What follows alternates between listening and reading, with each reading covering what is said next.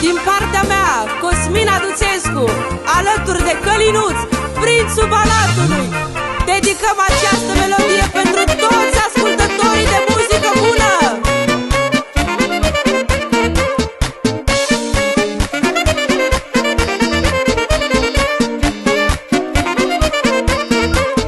Puiule, ascultă bine, dacă vrei să fii cu mine, i-am rochiță și mărgele și cisme înalte din piele.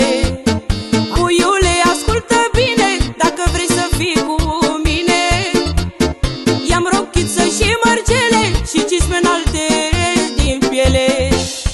Ai iubit, mă,